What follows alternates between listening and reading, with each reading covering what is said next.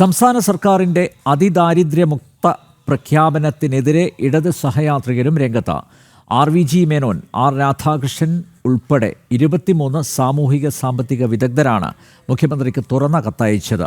അതിദരിദ്രരെ കണ്ടെത്തിയ പഠന റിപ്പോർട്ട് പുറത്തുവിടണമെന്ന് കത്തിൽ ആവശ്യപ്പെടുന്നു. അതിനിടെ അതിദാരിദ്ര്യ മുക്ത പ്രഖ്യാപനം സംസ്ഥാനത്തെ മഞ്ഞ റേഷൻ കാർഡ് ഉടമകൾക്ക് ലഭിക്കുന്ന കേന്ദ്ര സഹായം നിലയ്ക്കാൻ വഴിയൊരുക്കുമെന്ന ആശങ്കയും ഉയർന്നിട്ടുണ്ട്. നവംബർ 1-ന് ഇടതുപക്ഷ സർക്കാർ അതിദാരിദ്ര്യമുക്ത സംസ്ഥാനമായി കേരളം പ്രഖ്യാപിക്കുവാൻ പോകുന്ന നീക്കത്തിനെതിരെയാണ് ഇടതുപക്ഷത്തെ അനുകൂലിക്കുന്നവർ ഉൾപ്പെടെ സാമ്പത്തിക സാമൂഹിക രംഗത്തെ വിദഗ്ധർ മുഖ്യമന്ത്രിക്ക് തുറന്ന കത്ത് നൽകിയിരിക്കുന്നത്. അതിദാരിദ്ര്യരെ നിർണ്ണയിക്കാൻ എന്തൊക്കെ മാനദണ്ഡങ്ങളാണ് ഉപയോഗിച്ചത്?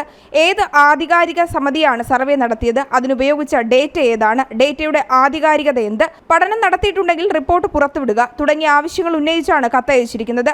പ്രഖ്യാപനം കാരണം മഞ്ഞ റേഷൻ കാർഡ് ഉടമകൾക്ക് ലഭിക്കുന്ന കേന്ദ്ര സഹായം നിലയ്ക്കുമെന്ന ആശങ്കയും കത്തിൽ വ്യക്തമാക്കുന്നുണ്ട്. കേന്ദ്ര സർക്കാരിന്റെ അന്ത്യോദയ അന്ന യോജനയിൽ ഉൾപ്പെട്ടിട്ടുള്ള അതിദരിദ്ര 5,92,000 കുടുംബങ്ങളാണുള്ളത്.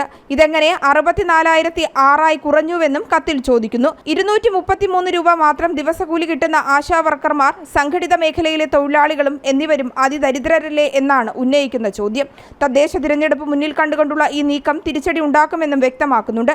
സാമ്പത്തിക വിദഗ്ധ Mary George, RVG Menon, doctor MA Oommen, KP Kannan, സാമൂഹ്യ പ്രവർത്തകൻ ജോസഫ് C മാത്യു തുടങ്ങി 23 പേരാണ് കത്തിൽ ഒപ്പിട്ടിരിക്കുന്നത്.